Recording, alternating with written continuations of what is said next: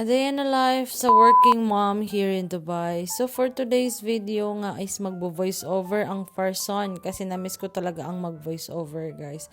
So nandito nga pala tayo ngayon sa Jebel Jais. As you can see guys, malamig masyado ang panahon na dito ngayon sa UAE. It's part of UAE pa rin guys. So pero malayo lang talaga siya sa Dubai. Like 2 hours talaga yung biyahe papunta dito. So ito yung highest mountain of UAE guys. Wala masyado siyang wala silang mga tanim dito. Syempre, desierto man ito. Pero sobrang lamig ng time na to guys. And then, madaling araw kaming pumunta dito. So, kaya ayan, wala pa talaga akong tulog. And sobrang lamig niyan. Ay, imagine, 3 jacket na yung gisuot ko. Pero ang lamig-lamig pa rin talaga. So, nag-camping lang pala kami dito. We decided na hindi na lang magluto ng kebab or something na barbecue kasi ito talaga yung trip ng mga tao dito sa Dubai or sa UAE pag malamig na nagbubundok, nagka-camping tapos naggagala. So tingnan mo naman dito guys, nakihalubilo pa talaga itong mga kambing at saka wala silang mga tali guys. And as you can see the view, grabe refreshing talaga masyado. So nasa gilid lang pala kami ng pangpang guys, sa isang galaw mo lang hulog ka talaga diyan, magiging kwento ka talaga. Pero safe naman kami na nakauwi ng buhay. So ito na nga, marami nga palang nagmo-motorsiklo din dito and as you can see, para siyang syudad na rin dito. Like ang daming tao, ang busy ng area. Pag ganitong panahon, mahirapan ka talagang maghanap ng like spot mo dito kasi halos puno-puno to siya dito. So pero tingnan nyo guys, sobrang linis, malayo na masyado to siya sa UAE no, pero ginalinisan or may tagalinis pa rin dito ng kumukuha or nangongolekta ng gamit ba. So nagdala na rin kami pala ng butin para magluto ng breakfast dito and then yun nga, yung breakfast namin is parata. So dito nga sa Dubai is masasanay ka talaga na parata or kubos like mga bread na lang yung kainin mo together with the meat.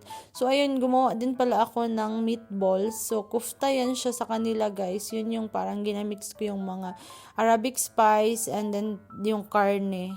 So, wala pang tulog ang person pero maganda pa rin. Char.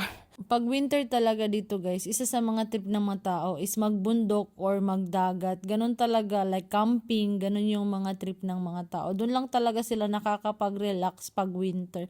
Kasi kung summer naman kasi dito is nasa 40 to 55 degree or 50 degree yung init. So imagine, ganun kainit pag summer. So kaya ini-enjoy talaga namin pag ganitong panahon. Minsan lang talaga ito sa isang taon. So ayun na nga, makikita nyo ako araw-araw, linggo-linggo na nasa ibang lugar. So ito, nagluto na rin ako ng kamatis guys. Gagawin ko sana to siyang like yung parang tomato sauce pero natagalan ako. And then kumain na lang pala ako dito ng apple pie kasi nga nagutom ang person. Ay, pineapple pie to siya. Nabili ko lang din to sa grocery or sa bakery. So, ayun na siya guys. Ganito na ang trip ng buhay namin dito. Pagkatapos namin doon mga alas 9, umuwi na rin kami guys. Kaya mainit naman siya. So, hindi na pwedeng magtambay doon kasi bawal na rin and may mga pulis na sumisita ba. So, bumaba kami dito and as you can see, the dagat guys is calling you. So, libre lang din tong dagat nila dito. Ganito kaganda, ganito kalinis. And then safe naman dito, wala mang mga taong like yung magnanakaw or something na mga gamit mo. Syempre, this is Dubai or this is UAE. So as you can see, nag-enjoy talaga ang mga bata guys. Gitry ko tong camera ko. Ang ganda pala talaga nitong Insta360 pero hindi ko pa talaga siya masyado na familiarize or like gina-try ko lang talaga siya. Waterproof siya guys. So pero nakakaiyak yung presyo na parang 5 buwan talaga akong hindi kakain ng maayos, char lang. So yun bitaw, sobrang OA naman. So i-follow nyo naman ako guys. Grabe naman kayo, char. So, yun na yun siya. Thank you for watching and then sana ma-enjoy nyo ang buhay ko dito.